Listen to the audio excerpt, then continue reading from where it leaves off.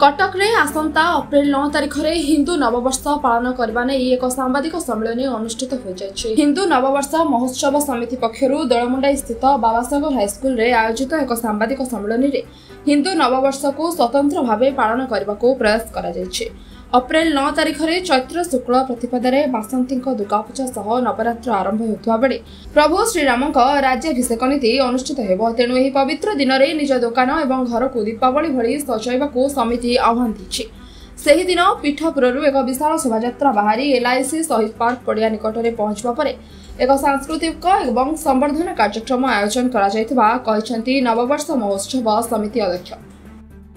सांबादिक सम्मेलन यही परिप्रेक्षी में डाकिबार कारण थिला जे आमे जो लक्ष्य नहीं कि आगेचु ताहा केवल यही चतुर्थ स्तंभ सांबादिक माने ही आम लक्ष्य को पूरण कर पारे। से लक्ष्यटी है चैत्र शुक्ल प्रतिपदा सनातनी धर्म अवलंबी जो आमर कटक सहर में बसवास कर सर्वजाति सर्वधर्म सर्वभाषा संपन्न व्यक्ति मान भितर यहाँ प्रचार और प्रसार कराइबा। तेणुक दीर्घ 4 वर्ष है आम प्रचेष्टार अच्छु एवं यू आपणकर पीठापुर एक प्रसेसन आपणकर विभिन्न जाति धर्म वर्ण निर्विशेष तोरण एवं आपणकर काउडी खेल एवं आपणकर पुरातन खेल जहाँ सब अच्छे आखड़ा युड़िक आम करी मन पकाऊ जे आमर परंपरा या आमर संस्कृति या आमर नववर्ष तिथि अनुसार चैत्र शुक्ल प्रतिपद जो दिन ब्रह्मा सृष्टि रचना करते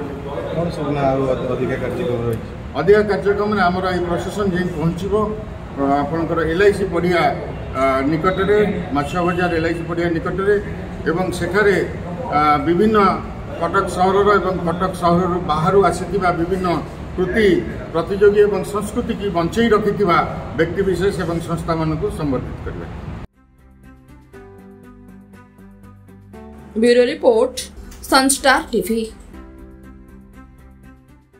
हेलो 10th एग्जामिनीज आपण माने एमसी एक स्कूल खोजुचंती कि जोंठी इंटीग्रेटेड कोचिंग पाई परिबे तेबे TSC गुरुकुले जोग दियंतु जा एकेडमिक लर्निंग पार्टनर फिजिक्स वाला सहित अनुमोदित। कॉल 9438782020।